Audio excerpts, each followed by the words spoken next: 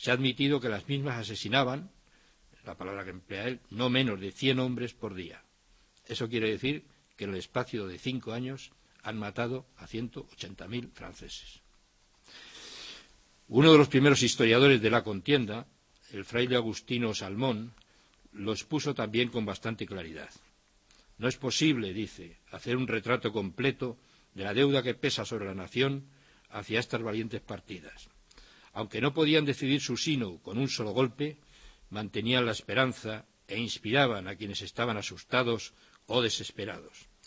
Al mismo tiempo, no cejaron en su acoso al enemigo, arruinándolo poco a poco con pequeñas refriegas y reduciendo su área de dominación al espacio físico que ocupaba.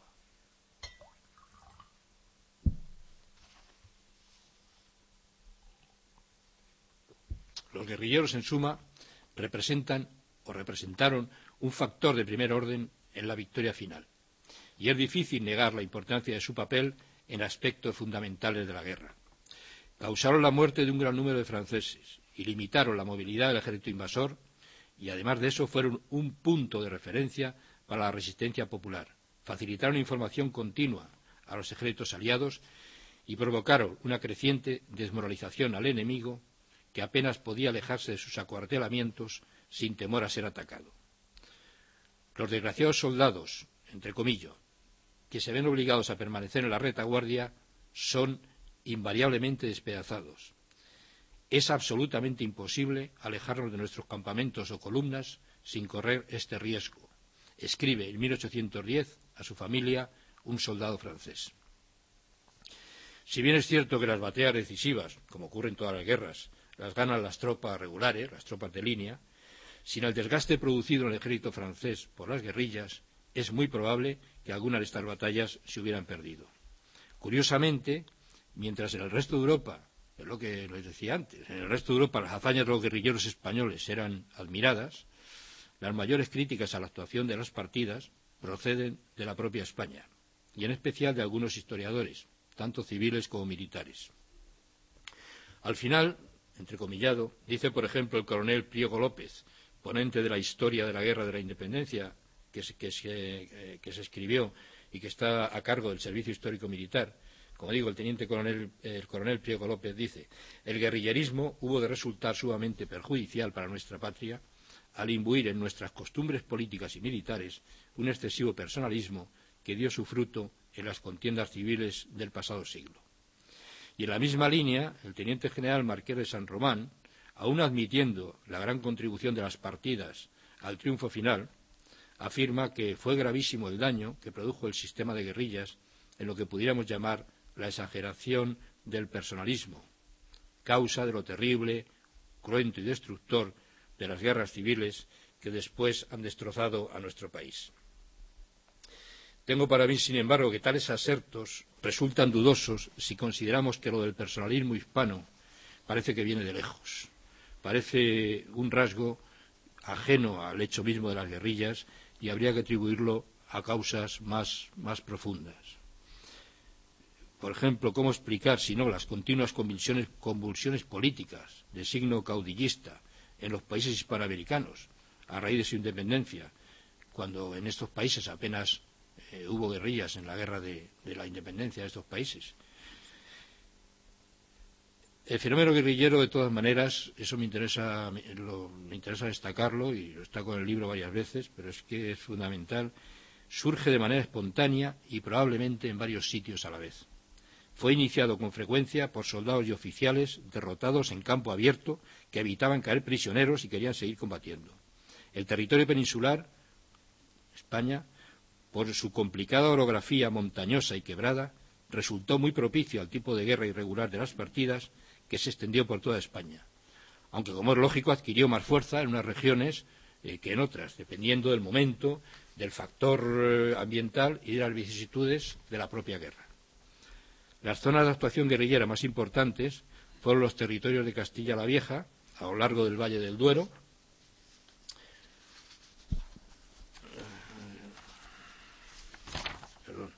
Navarra, norte de Aragón, Cataluña y el eje Burgos-Soria-Guadalajara, por donde pasaban las principales vías de comunicación entre Francia y el centro de España.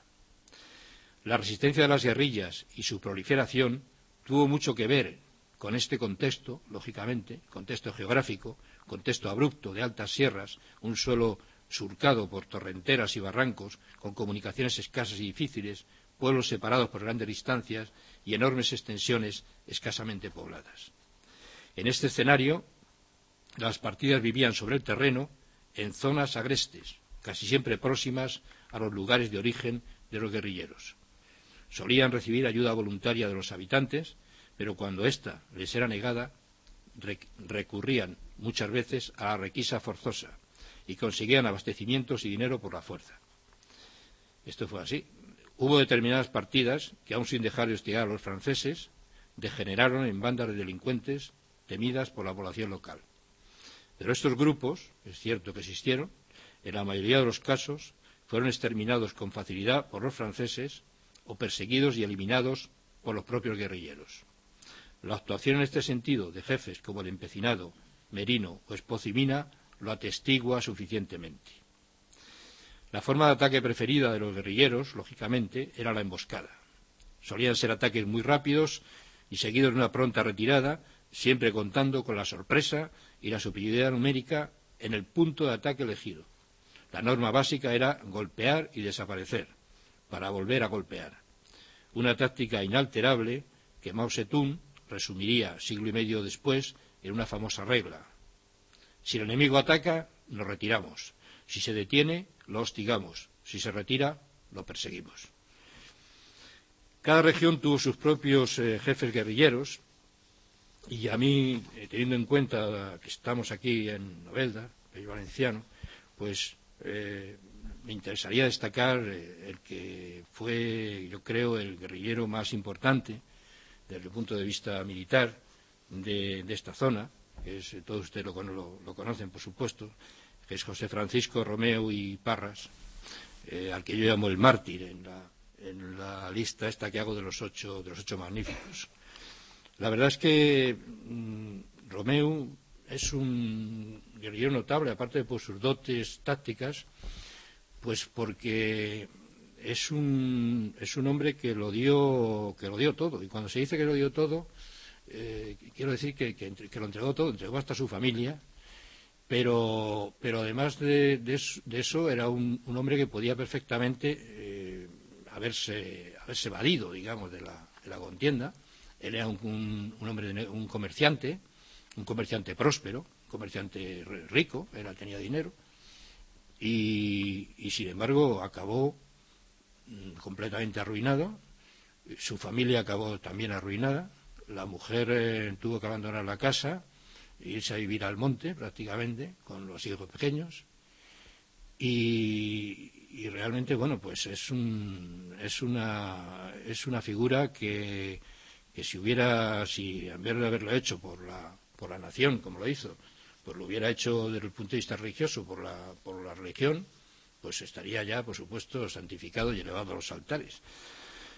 Francisco Romeu y Parras, como digo, fue guerrillero y comandante de los batallones de la milicia de Cheste y Chivas. Era, como he dicho antes, un próspero hombre de negocios. Su padre también era comerciante, le había dejado una pequeña fortuna que él amplió. Nació en 1778 en Sagunto. Cuando llega la guerra, está casado, tiene 3 hijos, e inmediatamente pues comienza su actividad patriótica en cuanto llegan las primeras noticias del levantamiento del 2 de mayo en Madrid, ¿no?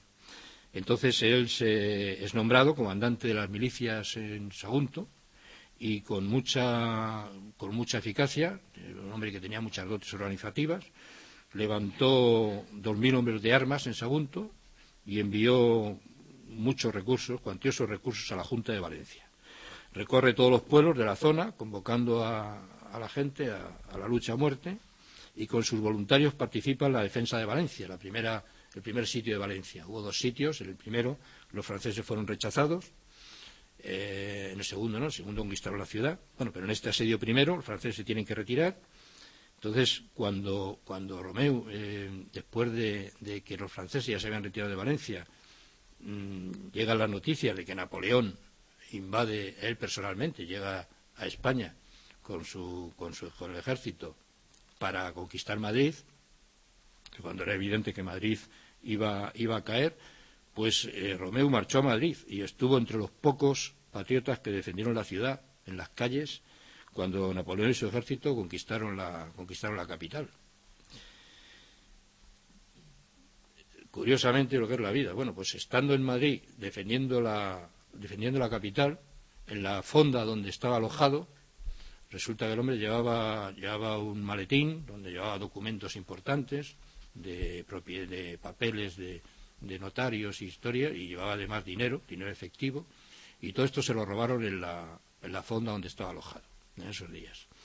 O sea que regresa a Sagunto después de haber visto cómo Madrid era ocupada, regresa a Sagunto casi arruinado. Permanece en el hogar unos meses, hasta que en diciembre de 1809 es nombrado por el Ayuntamiento de Sagunto capitán de granaderos de la milicia urbana y se le encarga hostigar las comunicaciones francesas entre Aragón y Valencia. Cuando está en este cometido, en esta tarea de hostigar las comunicaciones francesas, su esposa cae gravemente enferma y él se niega a abandonar el puesto. La mujer le escribe una carta diciendo que ha caído muy enferma y Romeu le escribe una carta de respuesta. En esta carta le responde que él daría su vida por su mujer, que lo siente mucho, pero que el servicio de la nación está por encima de cualquier otra cosa y que no puede abandonar el puesto para ir a ver a su mujer. La mujer, por fortuna, se salvó.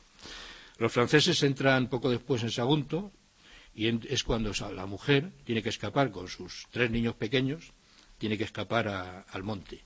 Los franceses desvalijan el domicilio de Romeu, saquean la casa y encuentran escondidos 92.000 reales, que es una cantidad muy importante para la época, y con lo cual la ruina familiar pues ya se acentúa totalmente. Entonces la reacción de Romeu, cuando se entera de que le han saqueado la casa y le han robado todo lo que tenía allí, dice: no importa, si la patria se salva, nada me causa dolor, y si triunfa el tirano, nos sepultaremos todos bajo las ruinas, y entonces ¿para qué queremos las riquezas? O sea, este es el espíritu de Romeu.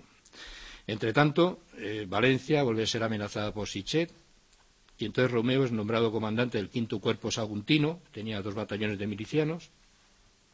En 1811 se traslada con su guerrilla a Alicante, a la zona de Alicante, cuando es ocupada Valencia, y desde Alicante la Junta Alicantina le encarga de organizar levantamientos populares, levantamiento popular y reunir voluntarios. Entonces recorre toda esta zona de Caudete, Fuente de la Higuera, Cocentaina, Bocairente, Onteniente.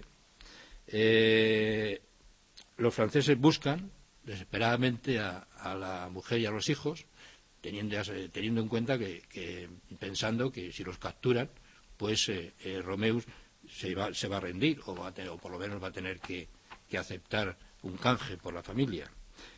Pero el hecho es que no dan con ellos. En cumplimiento de su misión, Romeu y su partida, al entrar aquí en Novelda, chocan con una columna francesa, derrotan a la columna francesa y Romeu entró con su partida, entró en Novelda antes de perderse en las montañas de por aquí cerca, que ustedes conocerán mucho mejor que yo, por supuesto. En el Valle de Albaida une fuerzas con un guerrillero onteniente que se llamaba Vicente Cortés. Las 2 partidas suman unos 800 hombres y libran batalla con un contingente francés muy numeroso entre Gijona y Muchamiel. Actuando en las cercanías de Ibi y Novelda, o sea, por esta zona, mantienen en jaque constante a una brigada de caballería francesa que había aquí acantonada y otra brigada de infantería. Y ya los franceses, desesperados y cansados de perseguir a Romeu, pues bueno, buscan un traidor que le venda y para acabar con él.